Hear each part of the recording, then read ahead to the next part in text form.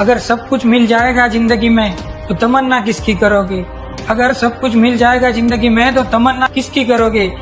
कुछ अधुरी ख्वाहिशें ही जीने का मजा देती है। मी परभणी जिल्हा येथील जिंतूर तालुक्यातील एक छोटंसं खेडेगाव अंगलगाव या गावचा रहिवासी आहे आणि मी स्वतः एक राष्ट्रीय खेळाडू आहे। जोपर्यंत तुम्ही तुमच्या आई वडिलांचे कष्ट तुमच्या डोळ्यासमोर पकडत नाहीत तोपर्यंत तुम्हाला यश मिळत नाही। तर नमस्कार मंडळी, स्वागत आहे तुमचं आपल्या नवीन युट्यूब चॅनल मध्ये, ज्याचं नाव असणार आहे आर्यस मिक्स 1000। तर मित्रांनो, हे चॅनल सुरू करण्यामागचा हा उद्देश आहे की आपल्याला आपल्यापर्यंत काहीतरी मोटिवेशनल आम्ही देण्याचा प्रयत्न करणार आहोत, जे की सामाजिक, आर्थिक, शैक्षणिक व त्याचबरोबर क्रीडा क्षेत्रातील विविध माध्यमांमध्ये ज्यांनी वर्चस्व निर्माण केले अशा व्यक्तीची आपण या ठिकाणी आपल्या शोच्या माध्यमातून पॉडकास्ट सुरू करणार आहोत। मित्रांनो, आपल्या शो मध्ये आज असे एक व्यक्तिमत्व आलेले आहे जे की मूर्ती लहान पण कीर्ती महान। मूर्ती लहान म्हणजे काय तर मित्रांनो, अवघ्या 22 वर्षामध्ये ज्याने वर्दीचं स्वप्न पूर्ण केलं आहे, जे की जो आदमी पानी से नहाता है वो कपडे बदलता है, पर जो पसीने से नहाता है वो इतिहास बदल देता है। अशाच पद्धतीने ग्राउंड ते वर्दीचं स्वप्न पूर्ण करणारे जे की खेळाडू असलेले आपले तुकाराम, जे आपल्या शो मध्ये आज आलेले आहेत। स्वागत आहे तुकाराम तुझं आपल्या युट्यूब चॅनल मध्ये। मनापासून धन्यवाद सर, तुम्ही मला आपल्या प्रोग्रामला बोलवलंय, मी आपला खूप खूप आभारी आहे। तुकाराम बद्दल जर सांगायचं झालं, आता त्याचा परिचय आपण त्यांच्या तोंडून तो ऐकणार आहोत, परंतु त्याबद्दल मी काही थोडक्यात माहिती तुम्हाला देतो। आपला जो तुका आहे, म्हणजे मी त्यांना तुकाच म्हणणार, कारण की तो माझा विद्यार्थी आहे आणि वयाने लहान आहे, आणि त्याचबरोबर तो आता सध्या त्याची नुकतीच आपल्या छत्रपती संभाजीनगर येथे जेल पोलीस पदी नियुक्ती झालेली आहे। सांगायचं म्हणजे असं की तुकाराम हा खेळाडू आहे, खेळाडू प्रवर्गामधून त्याची आज निवड झालेली आहे। तालुका स्तरापासून ते राष्ट्रीय स्तरापर्यंत खेळलेला तुका आज पोलीस झालेला आहे, जे की आपण म्हणू शकतो की ग्राउंडवरती किट घालून खेळणारा हा तुका आज वर्दी घालून बसलेला आहे, आपण इथं बघू शकता। तर तुकाराम, माझं बोलणं ऐकण्यापेक्षा तुला ऐकायला आवडेल व्ह्युअर्सला, तर तू तुझा परिचय एक थोडक्यात दे। तर नमस्कार मित्रांनो, माझा परिचय असा आहे की माझं नाव तुकाराम आसाराम मुंडे, मी परभणी जिल्हा येथील जिंतूर तालुक्यातील एक छोटंसं खेडेगाव अंगलगाव या गावचा रहिवासी आहे आणि माझी नुकतीच छत्रपती संभाजीनगर कारागृह पोलीसपदी निवड झालेली आहे आणि मी स्वतः एक राष्ट्रीय खेळाडू आहे। तर बघा, तुकारामने ज्याप्रमाणे सांगितले त्याप्रमाणे तो एक राष्ट्रीय खेळाडू आहे आणि त्याची नुकतीच छत्रपती संभाजीनगर येथे कारागृह म्हणजे जेल पोलीस पदी निवड झाली आहे। तर तुकाराम, जसा की तुझा परिचय दिलेलाच आहे, परंतु मला एक गोष्ट सांग की तू तुझं ध्येय काय ठरवलं होतं, की तुला काय बनायचं होतं आणि तू काय झालास? सर, एक छोट्याशा खेडेगावातून माझी सुरुवात झाली होती। माझं काय असं वैयक्तिक ध्येय नव्हतं की आपल्याला समोर जाऊन डॉक्टर व्हायचं, इंजिनियर व्हायचे। माझी परिस्थिती एक जेमतेमची होती, पण एक लहानपणी माणसाचं एक मन असते की आपण ज्या समाजामध्ये वावरतो, ज्यांच्यासोबत आपण लहानाचे मोठे होतो, तेच लक्षणं आपल्याला लागतात।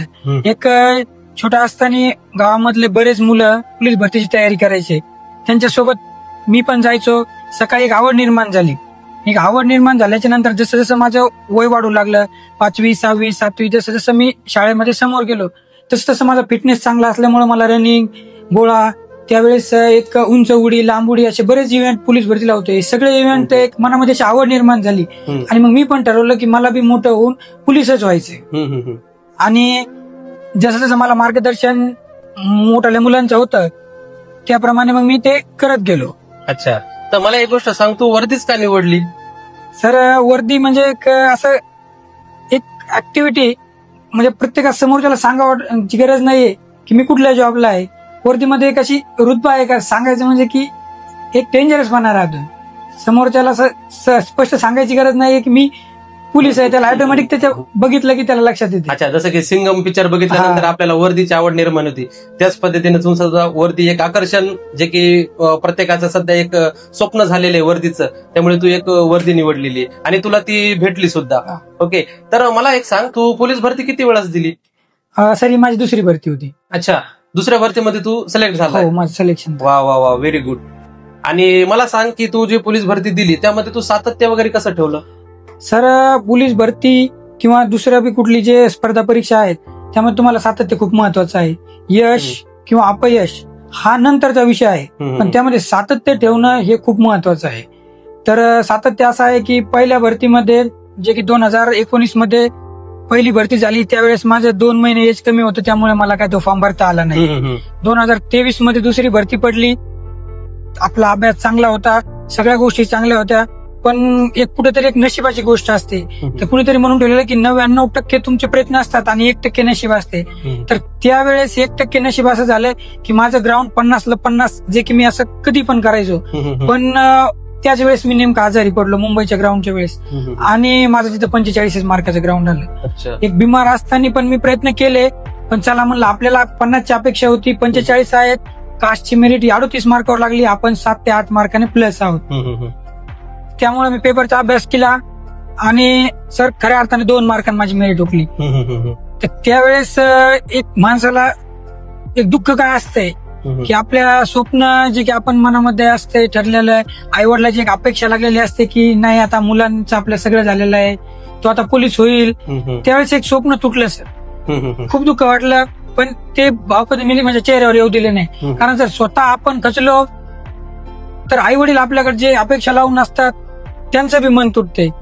त्यामुळे मी नवीन पुन्हा प्रयत्न चालू केले आणि लगेच 2024 मध्ये दुसरी भरती पडली.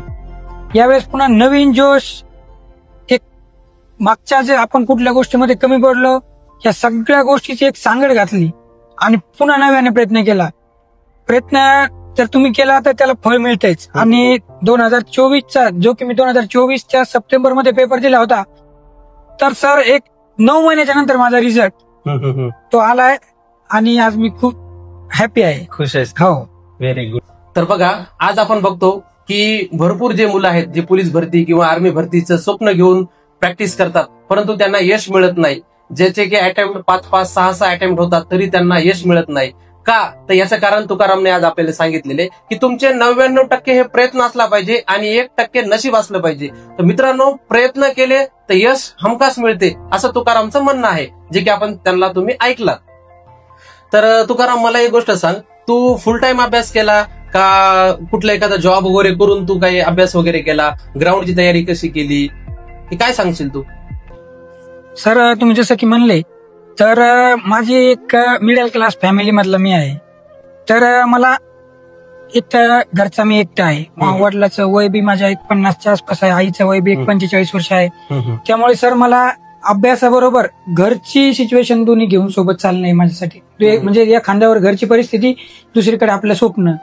तर माझं असं होतं सर की मी अभ्यास पण करायचो आणि मला पूर्ण जे की शेतीतलं काम होतं, मला बाहेर जॉब करण्याची समजा गरज पडली नाहीये, पण मला माझ्या शेतीचं पूर्ण काम असो, कारण आपल्या समोर जर आपले वडील काम करत असतील, हा मुलगा कधीच बघू शकत नाही. त्यामुळे मला जेवढा वेळ मी देता येईल तेवढा अभ्यासाला द्यायचो. घरच्यांनी काम सांगितलं तर त्याला कधीच मी नाही म्हणू शकलो नाही, कारण घरचे करतात ते आपल्यासाठीच करतात. त्यामुळे सर एक तर घरच्या परिस्थिती, काम आणि अभ्यास या दोन्हीचं एक जजमेंट करून मी अभ्यास या यशापर्यंत पोहोचलोय. खरंच तुकाराम, तुझे शब्द ऐकून ना अगदी भावनिक होते माणूस, कारण की तुझी घरची हालाकीची परिस्थिती असताना सुद्धा तू आई वडिलांना एक आधार बनलास. जसं की तू सांगितलंय त्याप्रमाणे तू शेतीचं काम सुद्धा केलंय. आता आजकाल आपण बघतो की मुलांना सगळे काही फॅसिलिटीज असतात, घरचे पण सपोर्ट करतात, पण मुलं करत नाहीत. परंतु नाही केल्यानंतर काय जाणार? एक तर वेळ जाणार, त्यानंतर एक तर आयुष्य बर्बाद होणार. एकदा वेळ निघून गेल्याच्या नंतर ती परत येणार नाही. तर तुकाराम, मला एक सांग, आपण कसं असतो ना जीवनामध्ये कोणा ना कोणाला तरी आदर्श मानतो. तर मला एक गोष्ट सांग, तुझ्या या प्रवासामध्ये, तुझ्या या यशामध्ये तुझा सर्वात मोठा वाटा कोणाचा आहे? सर तुम्ही जसं म्हणले की तुम्हाला समोर तुझ्या आयुष्यामध्ये आदर्श कोणाचा होता, तर सर्वात महत्वाचा